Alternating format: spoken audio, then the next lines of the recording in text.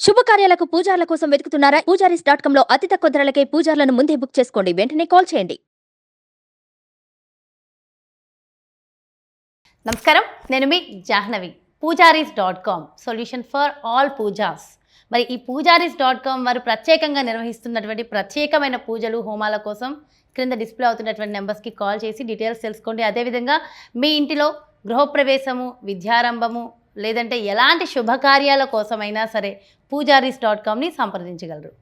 నమస్కారం అండి. నమస్కారం అండి. సో చాలా సంతోషం. అయితే ఇంతకుముందు గోదాదేవి కళ్యాణం గురించి విశేషంగా వివరించారు. అయితే అప్పుడు నాకు ఒక సందేహం వచ్చింది. జనరల్గా చండీ యాగం అనేది చాలా ప్రత్యేకము అంటారు కదా, చండీ మహాయాగం. అయితే ఈ చండీ యాగం ఎలా జరుపుకోవాలి, ఎవరెవరు జరుపుకోవడానికి అర్హులు అంటారు? అండ్ నేను విన్నాను పూజారీస్.comలో కూడా రెగ్యులర్గా పూజలు, హోమాలు, వ్రతాలు, యాగాలు ఇవన్నీ కూడా నిర్వహిస్తారు అని. అండ్ మీరు జరిపించే ఆ యాగాల గురించి చెప్తూనే చండీ యాగం గురించి కూడా ఒక్కసారి వివరించండి.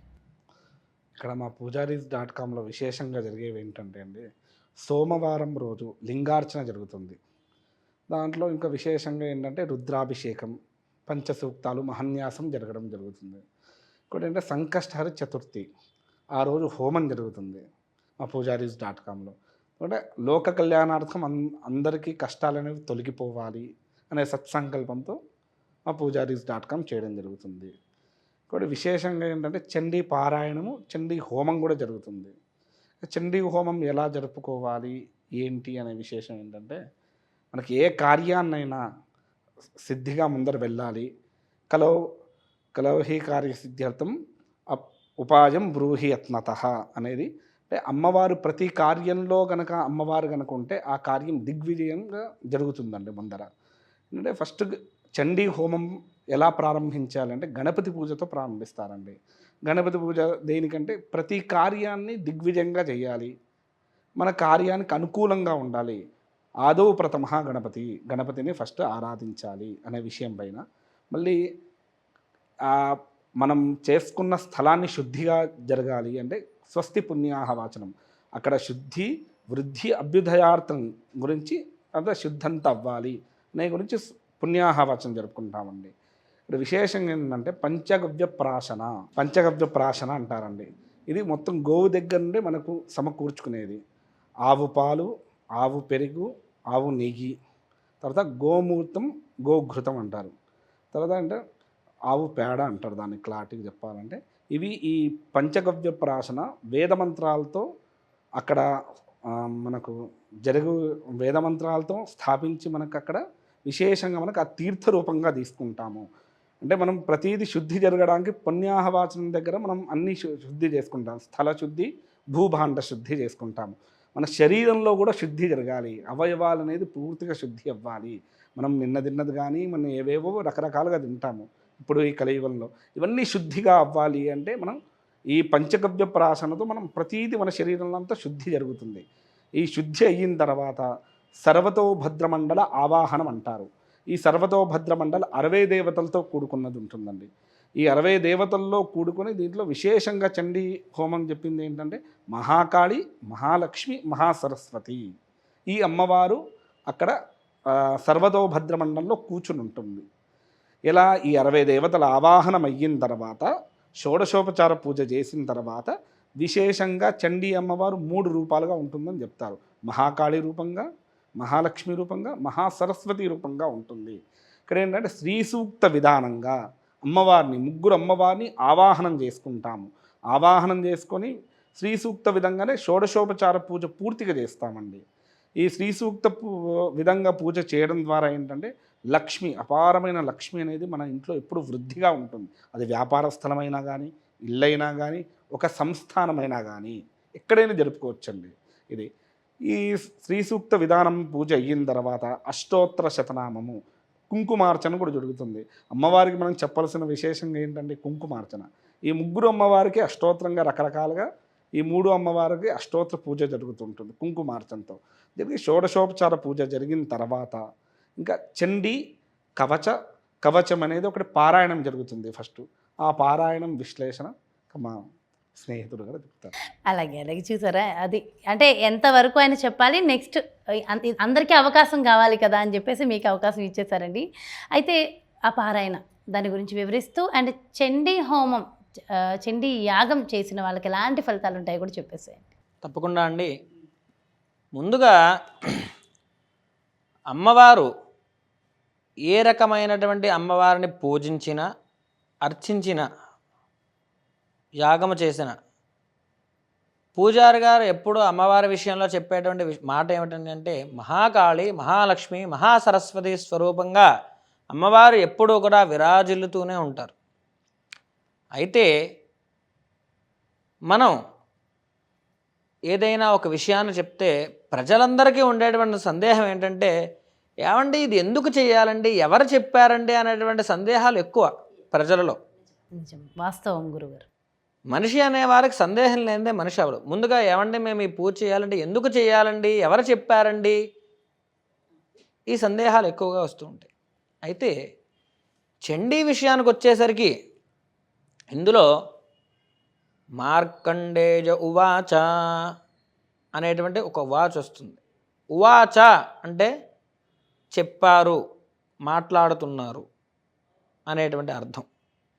మార్కండేయ ఉవాచ అంటే మార్కండేయ మహర్షి గారు చెప్తూ ఉన్నారు.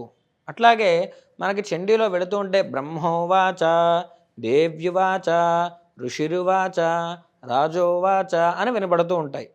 రాజుగారు చెప్పారనో, రాజుగారు మాట్లాడుతున్నారనో, వైశ్యుడు మాట్లాడుతున్నారనో, లేదా దేవ్యువాచ అంటే అమ్మవారు మాట్లాడుతున్నారనో మనకి ఈ పురాణంలో చెప్తూ ఉంటారు సప్తశతిలో. ఏమండి చండీ హోమం చేసుకోమని మాకు ఒకరు చెప్పారు, దీనివల్ల ఫలితం ఏమిటండి అని చెప్పి చాలామందికి వచ్చేటువంటి అనుమానాల్లో ముందుగా అమ్మవారి యొక్క చరిత్రలకి కంటే కూడా ముందు దేవీ కవచము అనేటువంటిది ఒకటి పారాయణ చేస్తారు, కొంతమంది హోమం కూడా చేస్తారు. అయితే ఆ కవచములో అమ్మవారిని ఏ విధంగా ప్రార్థిస్తాము అనే విషయాన్ని ముందుగా మనం తెలుసుకుందాం. అయితే ప్రాచ్యాన్ రక్షతు మామైంద్రి ఆగ్నేయామగ్నిదేవత దక్షిణేవతు వారాహి నైరుత్యాం ఖడ్గదారిణి ప్రతీచ్యాం వారుణీ రక్షేత్ వాజవ్యాం మృగవాహిని ఉదీచ్యాం పాదు కౌమారి ఐశాన్యాం శూలధారిణి ఊర్ధ్వం బ్రహ్మాణి మే రక్షేత్ అధస్తాద్ వైష్ణవే తదా ఏవం దశిశో రక్షేత్ చాముండా శవవాహన. అంటే మానవులందరికీ కూడా 8 దిక్కులు ఉన్నాయనేటువంటి విషయం తెలుసు. అందులో ఆకాశము పృథివీ కలిపితే 10 దిక్కులు. తూర్పు నుంచి నన్ను ఐంద్రియ దేవతగా కాపాడు అమ్మా, ఆగ్నేయం నుండి అగ్నిదేవతగా కాపాడు, దక్షిణము నుండి వారాహి రూపముగా, నిరుతి నుండి ఖడ్గము ధరించి, వారుణీ రూపంగా పశ్చిమం నుండి, మృగ రూపముగా వాయువు నుండి, కుబేర రూపంగా ఉత్తరము నుండి, ఐశాన్యాం శూలధారిణి శూలమును ధరించి ఈశాన్యం నుండి, ఊర్ధ్వం బ్రహ్మాణి మే రక్షేత్ పైనుంచి బ్రహ్మాణి రూపముగా, అధస్తాద్ వైష్ణవీ తదా వైష్ణవీ రూపంగా కింద నుంచి 10 దిశల నుంచి కూడా నీవు ఎల్లప్పుడూ మమ్మల్ని కాపాడుతూ ఉండమ్మా అని చెప్పి మనం దేవీ కవచం ద్వారా అమ్మవారిని ప్రార్థిస్తూ ఉంటాం. అంతేకాదండి, పుత్రాన్ రక్షేర్ మహాలక్ష్మీ భార్యాన్ రక్షతు భైరవి అని చెప్పి మనకి చెప్తూ ఉంటారు చండీలో. అంటే నా కుమార్తెను మహాలక్ష్మి స్వరూపంగా, నా భార్యని భైరవి స్వరూపంగా నీవు ఎల్లప్పుడూ కాపాడుతూ ఉండు అని చెప్పి ఈ చండీలో చెప్పబడుతూ ఉంటుంది. అంతే మనం ఈ యొక్క చండీ అమ్మవారిని ఆరాధన చేయడంలో ఎల్లప్పుడూ కూడా మాకు సర్వసుఖాలని కలుగజేస్తూ, మా యొక్క కష్టాలని, మా యొక్క బాధలని నివృత్తి చేస్తూ, నా భార్యా పిల్లలని ఎల్లప్పుడూ నీవు కాపాడుతూ ఉండమ్మా. అంతేకాక నేను తూర్పు ప్రయాణం చేస్తూ ఉంటే నన్ను ఐంద్రియ స్వరూపంగా కాపాడు. దక్షిణము ఎవరైనా వెళుతూ ఉంటే అందరూ ఏమంటారు, ఏమంటే అది యముడు దిక్కు, మీరు అటుపక్క ప్రయాణించకండి అంటారు. నేను దక్షిణాన్ని ఒకవేళ ప్రారంభించినా కూడా నీవు వారాహి రూపంగా ఉండి నన్ను ఎల్లప్పుడూ కాపాడమ్మా అని చెప్పి మనం జీవితంలో ఒక్కసారి చండీ యాగంలో పాల్గొంటే అమ్మవారు నిరంతరం కూడా నేను నిన్ను కంటికి రెప్పలా కాపాడుకుంటూ ఉంటాను అని చెప్పి మనకు చండీలో చెప్తూ ఉంటారండి. దేవ్యువాచ అని అమ్మవారు ఉవాచ చేస్తూ ఉంటుంది. ఆ విధంగా మీకు సర్వా బాధ వినుర్ముక్తో, మీకు ఎన్ని బాధలున్నా సరే నేను మీ బాధలన్నీ కూడా నివృత్తి చేస్తాను. మీకు ఎటువంటి కష్టం వచ్చినను నేను మిమ్మల్ని చంటి బిడ్డలు వలె నా కనిరొప్ప పాపకి దగ్గరగా మిమ్మల్ని అందరినీ కూడా నేను అనుగ్రహిస్తూ ఉంటాను అని చెప్పి అమ్మవారు చెప్తూ ఉంటుందట. అందుకని నిరంతరం కూడా మాసమునకు ఒకసారి లేదా కనీసము సంవత్సరమునకు ఒకసారి మనం ఈ చండీ హోమం అనేది చేయించుకుంటూ ఉంటే అమ్మవారి యొక్క కనుసైగలో ఎల్లప్పుడూ కూడా మనం ఉంటాము అని చెప్పడానికి ఎటువంటి సందేహము కూడా పడనవసరం లేదు. పూజారీస్.com ద్వారా నిరంతరము కూడా హోమాలు జరుగుతూ ఉంటాయంట. అలా చండీ హోమం ఎప్పుడైనా చేశారా? దేవీ నవరాత్రుల్లో ప్రత్యేకించి అమ్మవారి యొక్క అనుగ్రహం లోక కళ్యాణార్థం జరగాలని దేవీ నవరాత్రుల 10 రోజులు కూడా ఉన్నటువంటి అందరూ ఎండి గారితో సహితంగా అందరూ కూడా 10 రోజులు కంకణబద్ధులై దీక్షావస్త్రాలు ధరించి శతచండీ యాగం అనేది చేయడం జరిగింది. ఆనాడు అమ్మవారి యొక్క అనుగ్రహంతో ప్రతి పౌర్ణమి విడవకుండా మా పూజారీస్.com వాళ్ళు ఈ యొక్క చండీ హోమాన్ని నిర్వహిస్తూ వస్తున్నాం. ప్రతి పౌర్ణమికి అంటే పౌర్ణమి ఏమైనా విశేషం అంటారా? అమ్మవారికి పౌర్ణమి నాడు కానీ అమావాస్య నాడు కానీ లేదు అంటే అష్టమ్యాం వా చతుర్దశ్యాం నవమ్యాం చైకచేతస అని చండీలో చెప్తారు. అష్టమి నాడు కానీ నవమి నాడు కానీ చతుర్దశి నాడు కానీ పౌర్ణమి నాడు కానీ అమావాస్య నాడు కానీ అమ్మవారిని ఆరాధన చేస్తే అత్యంత ఫలితం వస్తుందని చెప్పి మనకి ఈ చండీలో చెప్పడం జరిగింది. అందుకు కావున ప్రతి పౌర్ణమి నాడు లోకక్షేమార్థం ఈ యొక్క చండీ హోమం జరపబడుతూ ఉంది. అంతేకాకుండా సంకటహర చతుర్థి నాడు ఎవరికైతే ఒక పని జరగట్లేదు అని చెప్పి బాధపడుతూ ఉంటారో వారందరూ కూడా సొల్యూషన్గా ఈ యొక్క గణపతి హోమం చేయించుకుందాము అనేటువంటి ఆలోచన అందరికీ రాదు.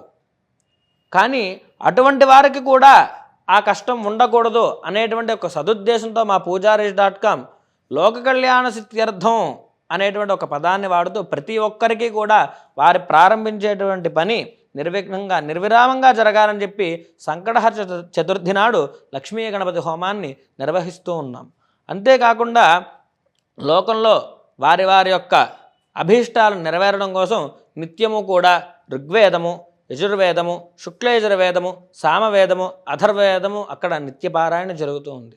ఈ విధంగా మీకు ఏ రకమైనటువంటి పూజైనను, ఏ రకమైనటువంటి గృహప్రవేశమో, అన్నప్రాశనో, లేదో విద్యారంభమో, లేదంటే కనుక జాతకర్మ, అన్నప్రాశన, ఈ విధంగా ఏ రకమైనటువంటి పూజనైనా సరే ఈ పూజారీస్.com ద్వారా అందరికీ కూడా అందజేస్తున్నాము. చాలా చాలా చాలా సంతోషం అండి. చాలా వివరణ ఇచ్చారు. అండ్ నిత్యము కూడా పూజారీస్.com ద్వారా ప్రతి ఒక్క పూజ ప్రత్యేకంగా జరపబడుతుంది అనేది మాత్రం చాలా స్పష్టంగా అర్థమైందండి. Thank you so much. నమస్కారం అండి.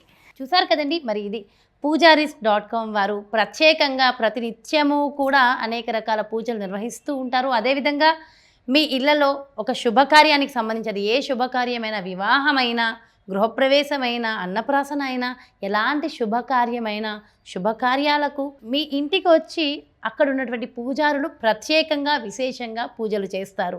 మరి పూజారులు మా ఇంటికి వచ్చి వేద ఆశీర్వచనం చేయాలి, ఎక్కడ సంప్రదించాలి అని వెతుకుతున్న వాళ్ళందరికీ కూడా పూజారీస్.com అనేది ఒక శుభవార్తనే చెప్పాలి. మీ ఇంట్లో జరిగే ఎలాంటి శుభకార్యానికైనా పూజారీస్.com ద్వారా పూజారులను సంప్రదించాలి అంటే క్రింద డిస్ప్లే అవుతున్నటువంటి నెంబర్స్కి మీరు కాల్ చేయొచ్చు. డీటెయిల్స్ అన్నీ కూడా మీకు క్రింద ఇవ్వబడుతున్నాయి. ఒక్కసారి వివరంగా చూడండి. మరో చక్కటి ప్రత్యేకమైన కార్యక్రమంతో మళ్ళీ మీ ముందుకు వచ్చేస్తాను. నమస్కారం, మీ జాహ్నవి.